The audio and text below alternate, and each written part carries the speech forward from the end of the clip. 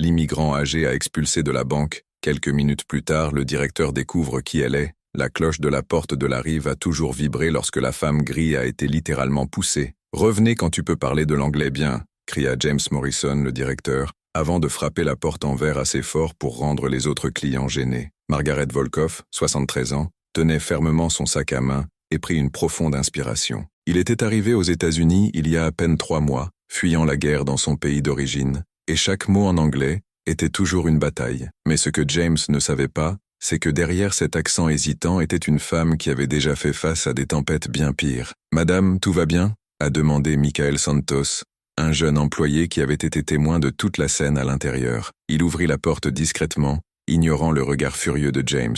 Margaret sourit gentiment. Dans son anglais brisé mais déterminé, il a répondu « Je vais bien, merci. Il suffit de, comme on dit, ouvrez un compte pour recevoir une pension. » « Ne perdez pas votre temps avec ces gens, » interrompit James, ajustant sa cravate chère comme une armure. « Regardez-la, vous n'avez probablement même pas les milliers de dollars du taux de compte de prime minimum. » L'humiliation publique n'était que le début. James avait tenu à parler suffisamment fort pour que toute l'agence entende, transformant Margaret en un spectacle dégradant. Les autres clients ont détourné le regard, clairement inconfortable, mais personne n'a osé affronter le manager connu pour son autorité catégorique. Ces gens viennent ici en pensant qu'ils peuvent simplement entrer et recevoir un traitement spécial, a poursuivi James à son assistante, Rebecca, qui ne fait que nerveusement nerveuse. Vous devez comprendre qu'il s'agit d'une banque sérieuse, pas d'un organisme de bienfaisance réfugié. Le commentaire a été suivi de rires discrètes de certains employés. Margaret a gardé le sang-froid, mais ses yeux ont capturé tous les détails. Le nom complet de James sur son assiette d'or, la disposition de la banque,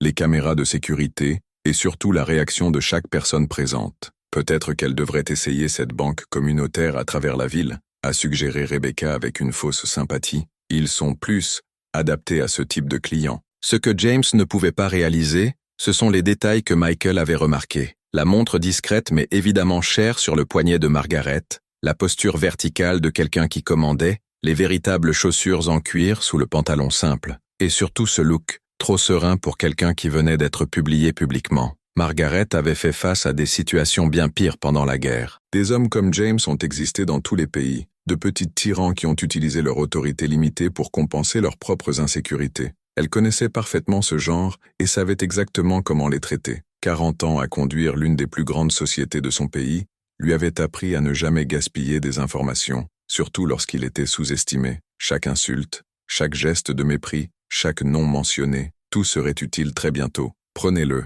murmura Michael, glissant discrètement sa carte de visite dans la main de Margaret lorsque James se tourna pour servir un client VIP. « Appelez-moi demain, je peux vous aider à une autre fois. » Margaret hocha la tête, gardant soigneusement la carte. « Merci jeune, tu as un bon cœur. » En marchant dans l'agence escortée, Margaret a observé le mouvement des clients VIP traités avec révérence. L'un d'eux, un homme cher, déposait un chèque considérable. James s'inclina pratiquement devant lui. « Passez une excellente journée, Monsieur Williams », a déclaré James avec son meilleur sourire professionnel. « Ce sera un plaisir de traiter votre transfert international. » Sur le trottoir, Margaret a tiré son téléphone portable et est mort un numéro. La conversation a été brève dans une langue qu'aucun des employés de la banque ne reconnaîtrait. Quand il a raccroché, un sourire presque imperceptible a traversé son visage. « Oui, j'ai trouvé le banc parfait pour notre opération », murmura-t-il en anglais parfait, sans trace de l'accent hésitant qui avait montré quelques minutes plus tôt. À ce moment, Margaret ressemblait à un autre immigrant rejeté,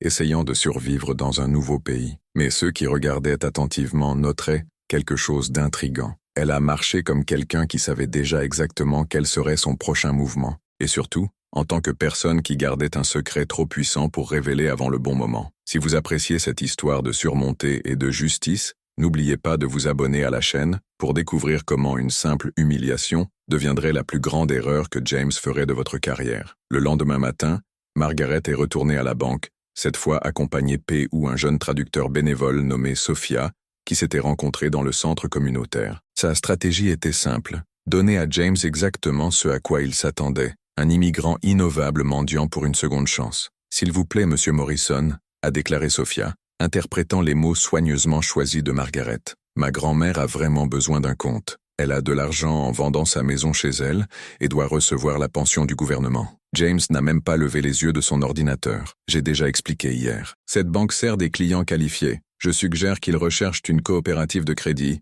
ou cette banque communautaire du centre. Ce que James ne savait pas, c'est que Margaret comprenait chaque mot qu'il a dit. Ses 40 ans en tant que PDG de Volkov Industries avaient nécessité la maîtrise de 6 langues, notamment l'anglais impeccable appris à Oxford. Chaque insulte, chaque geste de mépris était méticuleusement catalogué dans son esprit analytique. « Combien d'argent a-t-elle vraiment » demanda Rebecca, l'assistant, avec une curiosité malveillante qui pouvait à peine se déguiser. Sophia a consulté Margaret, qui a chuchoté quelque chose dans sa langue de Noël avec une expression humble. Elle dit qu'elle a vendu la maison pour environ 50 000 $ américains. James a libéré un grand rire qui a fait écho à toute l'agence. 50 000. Rebecca, expliquez à ces personnes que nos clients VIP déposent cela dans une seule transaction de routine. Peut-être devrait-il essayer cette banque du centre-ville qui accepte quiconque. L'humiliation de cette deuxième visite a été délibérément orchestrée pour être encore pire que la première. James a tenu à parler assez fort pour que d'autres clients puissent entendre, transformant Margaret en un spectacle public d'embarras. « Écoutez, » dit James, se demanda finalement de les regarder avec une impatience théâtrale. « Je serai complètement simple. C'est une banque pour les personnes sérieuses, l'argent sérieux et la documentation américaine dans l'ordre. Ce n'est pas une maison d'échange de réfugiés. » Margaret a gardé l'expression humble, mais ses yeux ont regardé James taper son mot de passe sur l'ordinateur, mémorisant chaque mouvement des doigts. Elle a également remarqué l'insigne d'identification se balançant dans sa poche et le modèle de sécurité de l'agence, des informations qui seraient extrêmement utiles très bientôt. « Vous ne comprenez pas comment fonctionne le système bancaire américain », a poursuivi James pour votre public involontaire de clients embarrassés. « Il y a une hiérarchie, des modèles à conserver. Nous ne pouvons pas simplement ouvrir les portes à quiconque apparaît ici. » Au cours de cette humiliation publique, Margaret a discrètement observé le mouvement de l'agence. Elle a vu comment James a traité certains clients avec une révérence exagérée, en particulier David Chen, un homme d'affaires local qui a apparemment fait des transferts internationaux réguliers de valeur considérable. « Monsieur Chen, quel plaisir de le revoir », a déclaré James avec un sourire servile à l'approche de l'homme d'affaires. « Votre transfert à Singapour a été poursuivi hier. Comme toujours, un plaisir de faire affaire avec quelqu'un de son calibre. » La différence de traitement était austère et intentionnelle. Margaret a remercié poliment et est partie, mais pas avant d'observer tous les détails. Les noms des cartes de visite de James Table, les numéros de compte affichés sur les moniteurs, et en particulier le mot de passe Wi-Fi de l'entreprise qu'un employé distrait a été noté dans un post-it. Cet après-midi, Margaret a fait un appel international de son modeste appartement. La conversation a duré 40 minutes et a été menée en anglais parfait avec un accent exécutif britannique. Le résultat d'années à étudier à Oxford pendant sa jeunesse et des décennies qui naviguent sur les marchés internationaux. Confirmer les transferts à demain matin, a-t-elle déclaré, consultant des billets détaillés sur la banque et ses employés. Oui, 3 comptes différents. Valeurs exactes comme nous l'avons discuté, d'abord de 2 millions, après 5 millions, et enfin le dépôt principal. Pendant ce temps, James a célébré un autre jour des normes de protection des banques, pendant le happy hour, avec des collègues du bar d'angle. Vous aviez besoin de voir le visage de ce vieil homme quand j'ai expliqué que 50 000 $ ne qualifient même de quelqu'un pour une rencontre avec moi, a-t-il dit, provoquant des rires de la table. Ces gens doivent comprendre que nous ne sommes pas aux États-Unis pour faciliter la vie à ceux qui n'appartiennent pas ici, a-t-il ajouté, élevant sa bière comme un toast à sa propre intolérance. Ce que James ne pouvait pas imaginer, c'est qu'en ce moment même, Margaret examinait des documents qui se révéleraient être le propriétaire majoritaire de l'une des plus grandes sociétés technologiques d'Europe de l'Est, une entreprise qui envisageait par coïncidence de l'établissement de son siège social américain dans la ville, apportant des milliers d'emplois et déménageant des centaines de millions de dollars. Elle avait survécu à une guerre civile, reconstruit la rivière industrielle des décombres, a navigué par des décennies de politique internationale des entreprises et a fait face à des hommes beaucoup plus puissants que James Morrison. Un petit tyran bancaire serait juste un autre obstacle insignifiant pour être élégamment retiré de son chemin. Margaret a souri en fermant les documents et en appelant son assistante personnelle à Londres. James Morrison était sur le point de constater que certaines personnes ne parlent pas seulement l'anglais, elles parlent également la langue universelle de l'argent en volume qui ferait exploser leur petit esprit provincial avec un choc. Chaque nouvelle humiliation a seulement nourri quelque chose en elle que des hommes comme James ne pouvaient pas voir, une force silencieuse construite par des décennies de réalisation que leurs oppresseurs ne pouvaient jamais comprendre et qui était sur le point de se manifester d'une manière qui redéfinirait complètement le concept de qui appartenait réellement à cette banque. Margaret a passé les 3 jours suivants à diriger la première phase de son plan,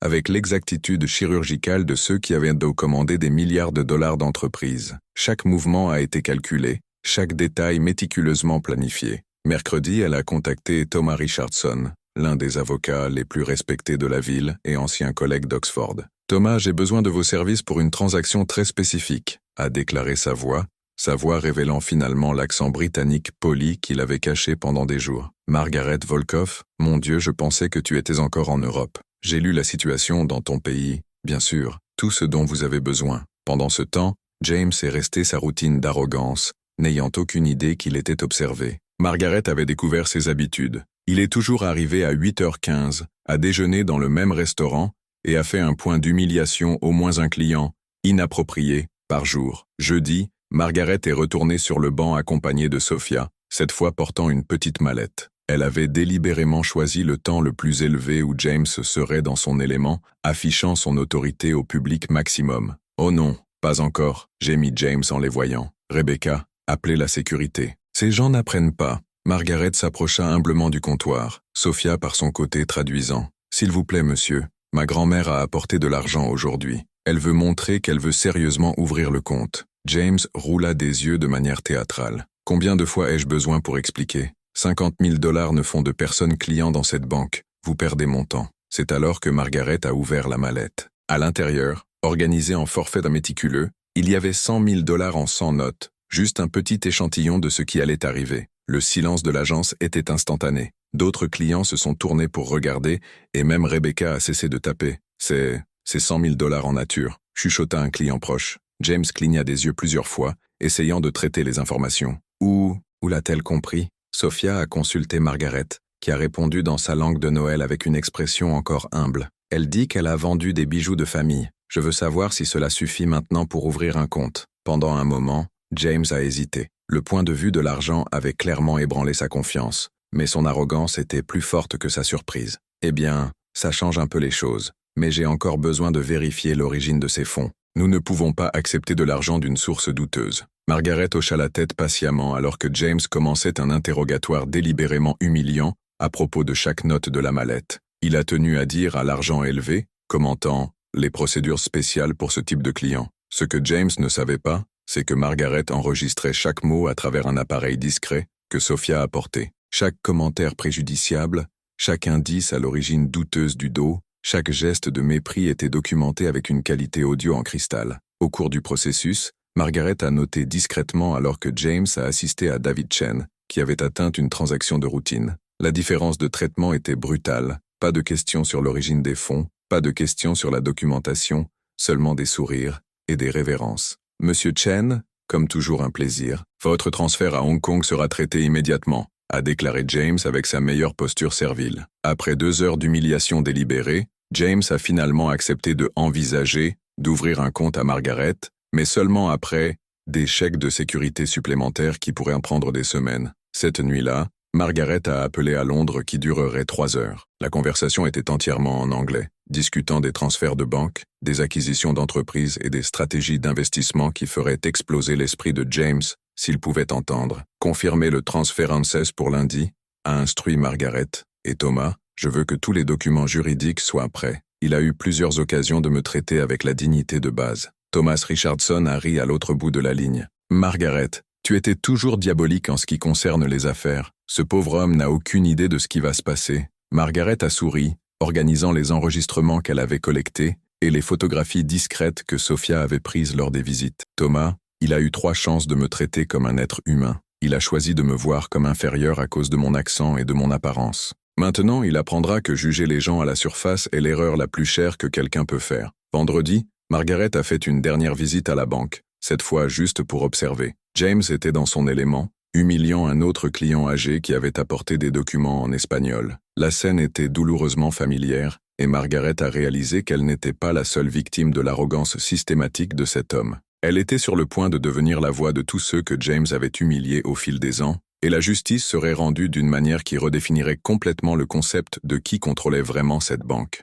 Lundi matin, à 9h47, James Morrison a vérifié les soldes des comptes VIP lorsque son ordinateur a émis une alerte qui a rendu son café frais dans la tasse. Un transfert international de 2 millions de dollars venait d'être déposé dans le compte de Margaret Volkoff. Rebecca, viens voir ça, balbutia James faisant un clin d'œil à plusieurs reprises pour s'assurer qu'elle n'hallucinait pas. Avez-vous une erreur système? Rebecca s'est approchée et a presque frappé sa pile de documents. 2 millions? D'où cela est-il venu? Avant qu'il ne puisse complètement traiter les informations, un autre avertissement sonnait. 5 millions de dollars, puis 43 millions. En 15 minutes, le compte bancaire réfugié que James avait humilié 3 fois contenait plus d'argent que tous les comptes VIP de la banque. Le téléphone de James a sonné avec les urgences réservées aux urgences uniquement. Il était le président de la banque, M. Davidson, et sa voix tremblante un mélange de panique et d'incrédulité. « Morrison, j'ai besoin que vous m'expliquiez maintenant comme l'enfer que vous laissez le plus grand client d'entreprise qui ait jamais été nos portes. » Ruggiu Davidson. « Je viens de recevoir un appel de Thomas Richardson informant que Margaret Volkoff, PDG de Volkoff Industries, souhaite transférer toutes les opérations bancaires américaines à notre concurrence. » James sentit le sang s'écouler de son visage. « Margaret Volkoff, de Volkoff Industries? La même Margaret Volkoff que vous avez traitée comme des poubelles la semaine dernière, a explosé Davidson. La femme qui dirige un empire technologique de 15 milliards de dollars et envisageait d'établir le siège américain ici, apportant 1000 emplois et déménageant 100 millions par mois. À ce moment, les portes automatiques de la banque se sont ouvertes et Margaret est entrée, cette fois sans Sophia, sans accent hésitant, et portant une pâte de cuir italienne qui a coûté plus cher que le salaire mensuel de James. Elle se dirigea directement vers le comptoir James, sa posture rayonnant de l'autorité des décennies qui dirigent des salles de conseil international. Quand il a parlé, son anglais était impeccable, avec l'accent britannique poli dont il a étudié à Oxford. « Monsieur Morrison, je crois que nous avons des problèmes en attente à discuter. » James avala fort, ses mains tremblant, alors qu'il tentait de traiter la transformation complète de la femme devant elle. « Madame Volkoff, je ne savais pas. Ne saviez-vous pas que je parlais couramment l'anglais? Ne saviez-vous pas que j'étais PDG de l'une des plus grandes entreprises d'Europe? Ou ne saviez-vous pas que juger les gens pour leur apparence et leur accent est non seulement moralement dégoûtant, mais aussi financièrement dévastateur pour votre carrière? » Margaret a ouvert son dossier et a placé sur le comptoir les transcriptions de toutes les conversations enregistrées, des photographies d'humiliation publique, et en particulier les documents qui ont prouvé sa véritable identité. J'ai ici des enregistrements de 3 occasions distinctes où vous m'avez traité comme un citoyen de 2e classe. Commente ce genre de personne des questions sur l'origine douteuse de mes fonds, et en particulier la déclaration enregistrée selon laquelle des gens comme moi n'appartiennent pas à cet endroit. James a essayé de parler, mais Margaret leva la main avec l'autorité de ceux qui avaient l'habitude de courir des salles pleines de puissants cadres. Pendant 40 ans, j'ai construit un empire des décombres d'une guerre. J'ai affronté des hommes beaucoup plus puissants que vous, et j'ai survécu à des situations qui feraient ressembler votre existence privilégiée à un conte de fées. Et vous, Morrison, a fait l'erreur fatale de confondre l'humilité dans la faiblesse. L'agence entière s'était arrêtée pour regarder. D'autres clients se chuchotaient les uns avec les autres, certains enregistrant discrètement avec leur téléphone portable. Rebecca il était pâle comme un rôle, réalisant qu'il avait participé à l'humiliation de la femme la plus riche qu'il ait jamais intervenue dans cette banque. 50 millions de dollars, a déclaré calmement Margaret. C'est la valeur que votre ignorance a coûté cette banque. C'était le dépôt initial que j'avais prévu de faire avant de transférer toutes les opérations de Volkoff Industries ici. Thomas Richardson a choisi ce moment pour entrer dans la banque, portant une pile de documents sympas. Margaret, les papiers sont prêts. Où aimeriez-vous que nous dirigeons les opérations bancaires de l'entreprise? Margaret sourit, révélant finalement l'extension complète de son pouvoir. Thomas, après une analyse minutieuse du service à la clientèle de cette institution, nous avons décidé que la First National Bank sera un choix beaucoup plus approprié pour nos besoins d'entreprise. Le son de l'empire financier de James s'effondrer était presque audible. 50 millions de dollars, 1000 emplois, opérations internationales, tous glissant par les doigts, en raison de leur arrogance systématique contre les immigrants. Margaret se tourna pour partir, mais s'arrêta à la porte pour prononcer les mots que James n'oublierait jamais. « Monsieur Morrison, la prochaine fois que quelqu'un avec un accent différent entrant dans votre banque, vous vous souviendrez peut-être que l'intelligence et le succès n'ont pas de nationalité, et que la sous-estimation des gens est un luxe que les petits hommes comme vous ne peuvent tout simplement pas obtenir. » 3 mois plus tard, la première banque nationale a officiellement annoncé qu'elle deviendrait le siège social de la banque de Volkoff Industries pour toutes les opérations américaines. La cérémonie d'inauguration du nouveau partenariat a eu lieu dans la salle principale de l'hôtel le plus luxueux de la ville. avec la présence des autorités locales, des entrepreneurs et toute l'élite financière régionale. Margaret, désormais reconnue publiquement comme l'une des femmes les plus influentes du secteur technologique mondial, a parlé à un public de 200 personnes des plans d'expansion de l'entreprise, 1 millier de nouveaux emplois, des investissements dans la technologie éducative pour les communautés dans le besoin, et un fonds de 50 millions pour soutenir les petits entrepreneurs immigrés. L'Amérique a toujours été le pays des opportunités, a déclaré Margaret au microphone, sa voix faisant écho à l'élégant salon. Mais de vraies opportunités n'existent que lorsque nous traitons chaque personne avec la dignité qu'elle mérite, quelle que soit son origine ou son accent. De l'autre côté de la ville, James Morrison a nettoyé sa table dans le petit bureau de la coopérative de crédit, où il avait obtenu un emploi après avoir été licencié. Le scandale de ces enregistrements discriminatoires s'était propagé aux réseaux sociaux, devenant viral avec plus de 2 millions de vues en seulement une semaine. L'ancienne gestion bancaire humilie le PDG de l'immigrant milliardaire. Voir les conséquences dévastatrices était le titre qui a dominé les gros titres. James avait perdu non seulement son travail, mais aussi la banque financée par la banque, le mariage qui ne pouvait pas résister à la pression du public, et en particulier la réputation qui avait pris des années à construire. Michael Santos, en revanche, avait été promu au premier directeur régional de la Banque nationale, responsable de la mise en œuvre du nouveau programme d'inclusion financière pour les immigrants que Margaret avait créé. Sa décision de traiter Margaret avec l'humanité de base a complètement changé le cours de sa carrière. Au cours de la cérémonie, Margaret a tenu à raconter son histoire publiquement. Il y a 3 mois, j'ai été humilié dans une banque de cette ville pour avoir un accent étranger. Le manager m'a dit que des gens comme moi n'appartenaient pas à cet endroit. Aujourd'hui, j'annonce que des gens comme moi apporteront une prospérité, des emplois et des opportunités pour cette communauté. Le public a applaudi debout, mais Margaret n'était pas terminée. J'ai appris que la meilleure réponse aux préjugés n'est pas la haine, mais le succès. La meilleure vengeance contre ceux qui nous sous-estiment est de construire quelque chose de plus grand qu'ils ne pourraient jamais l'imaginer. Rebecca, ancienne assistante de James, a regardé la cérémonie de télévision de sa nouvelle maison. Il avait été embauché comme coordinateur du service à la clientèle chez Volkov Industries, après que Margaret ait découvert qu'elle avait toujours été en désaccord avec les attitudes discriminatoires de James, mais n'avait jamais eu le courage de l'affronter. Lorsque vous voyez quelqu'un traité injustement et ne fait rien, vous faites partie du problème, avait déclaré Margaret lors de l'interview de Rebecca. Mais lorsque vous reconnaissez l'erreur et que vous vous engagez à faire différemment, il mérite une seconde chance. Thomas Richardson sourit fier de regarder Margaret parler. 40 ans d'amitié, et elle continue de me surprendre, a commenté avec sa femme. J'ai toujours su que Margaret transformerait n'importe quel obstacle en opportunité. L'impact de l'histoire de Margaret a fait écho bien au-delà de cette ville. Les organisations de défense des droits civiques l'ont invitée à des conférences, les universités ont offert des titres de peur, et en particulier des centaines d'immigrants ont rapporté sur les réseaux sociaux comment leur histoire avait été, étant donné le courage de faire face à des situations similaires. Sophia, le jeune traducteur qui avait aidé Margaret, a maintenant travaillé comme coordinateur du programme de Mentoris pour les entrepreneurs immigrés de Volkov Industries. Margaret m'a appris que parfois nous devons parler la langue que nos oppresseurs comprennent, la langue du succès, a déclaré lors d'une interview. Alors que Margaret a mis fin à son discours lors de la cérémonie, une question du public l'a fait sourire. Quels conseils donneriez-vous aux immigrants qui sont confrontés à la discrimination? N'oubliez pas que votre origine est votre force, pas votre faiblesse, que votre accent porte la sagesse des mondes, que vos oppresseurs ne connaîtront jamais. Et surtout, ce succès est la meilleure réponse à ceux qui essaient de nous diminuer. 1 an plus tard, James travaillait toujours à la coopérative de crédit, gagnant 1/3 de ce qu'il a reçu auparavant. Chaque matin, passant devant le bâtiment où fonctionnait le bureau régional de Volkov Industries, il se souvenait de la façon dont une simple démonstration de l'humanité aurait pu complètement changer sa trajectoire. Margaret Volkov avait prouvé que certaines personnes survivent non seulement à la tempête, elles deviennent la force qui réécrit les règles du jeu, et que parfois la plus grande vengeance est simplement de montrer au monde qui vous êtes vraiment. L'histoire de Margaret est devenue légende dans la ville. Se souvenait toujours que quelqu'un pensait à juger une personne pour son apparence ou son accent, parce qu'elle avait fait quelque chose que peu obtiennent, transformant les préjugés en but, humiliation dans le succès et la discrimination dans la force motrice d'une révolution silencieuse qui a changé de vie pour toujours. Si cette histoire vous a inspiré,